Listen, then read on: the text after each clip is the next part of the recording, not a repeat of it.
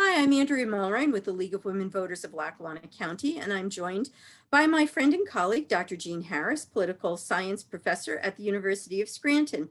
And we're talking today, the fourth in our flash series on the school board election, on community impact for the school board. So in Scranton this year, 2021, we will be electing 5 of our 9 school board directors in May. So May 18th is election day. And we often get questions about why should I care about the school board? So that's what we're here to talk about today. So Jean, why should everyone care about electing school directors? Let's throw it to you first. So the school education is just so important to our democracy, to our local communities and our nation as a whole. And it really is, as our PowerPoint here says, it's all about the children. School systems on that level, schools really provide so many services that used to be provided elsewhere. So in addition to education, in addition to social development, schools also are very much there for the welfare of children, from assuring food security, so school lunches and snacks and breakfasts, as well as being kind of a frontline. The teachers and staff often are frontline folks to make sure children are not being neglected or abused. And so the school and its employees do so much for the community in terms of education and socialization, preparing people to be good citizens, but also are really there to protect children in their daily lives. So that's one big reason we should all be concerned. And even if you don't have children, we're talking about the future of the community, future of generations. And so while I don't have children, I think it's really important that where I live has a good school, good education is provided, because it just means my community is in a much better position to be a solid and stable community. And so that does tap into quality of life. Having good schools, when people are looking where they want to raise their kids, they look at things like the quality of schools.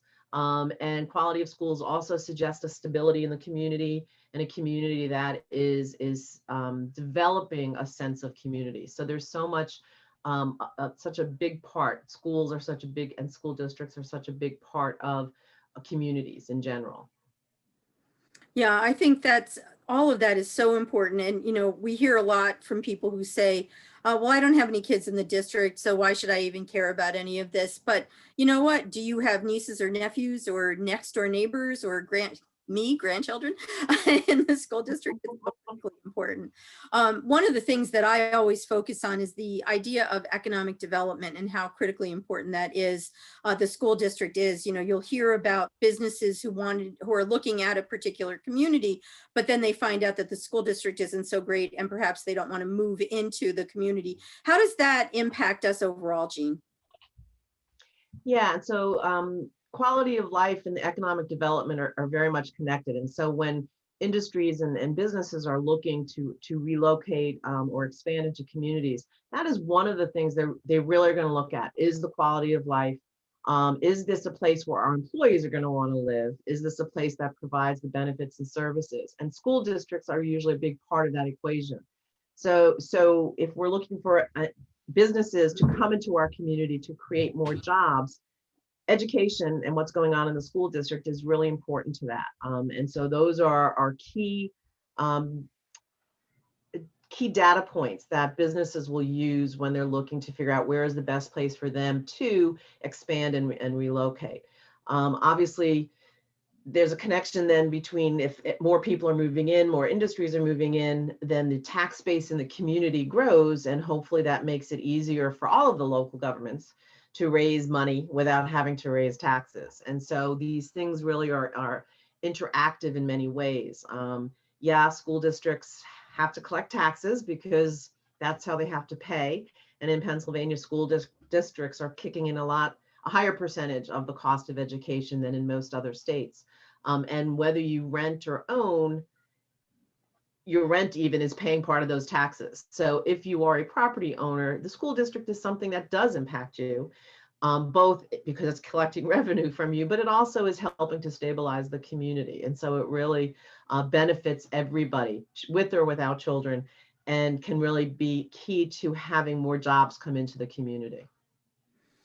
And so, caring about your school district and paying attention to what's going on also enables you to become a more engaged community member. So, whether you're serving on the school board or you're simply attending meetings, whether it's virtually or in person, eventually, hopefully after the pandemic, that you can become more engaged and more informed about what your government can and can't do for you. And again, we talked about this earlier.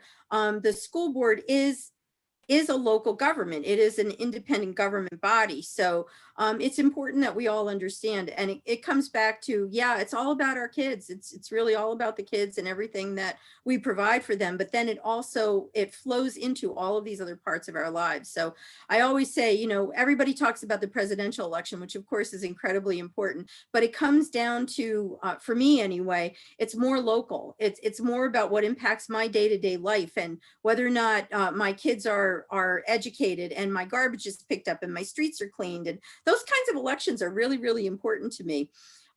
Jean, one thing that we didn't talk about yet that I just want to cover is the idea about the primary election that, I talk about this all the time. I consider it to be my soapbox.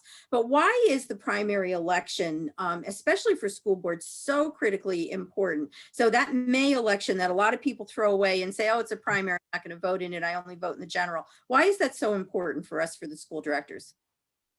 Yeah, and so the primary election, again, this is when the political parties technically are selecting their candidates who will run in December.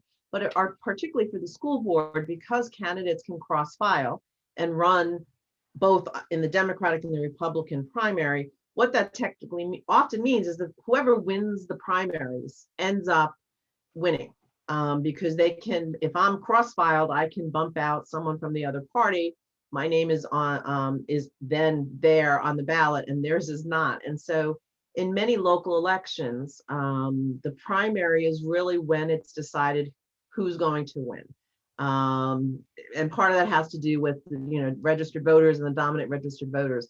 But primaries are really very important, and it sends a message to the political parties as well, who down the line are the ones who really help to filter and encourage candidates to run. And so the primary elections are always important, but particularly the school board, when folks can cross file, it really ends up giving you a pretty good idea of who probably will win come the general election.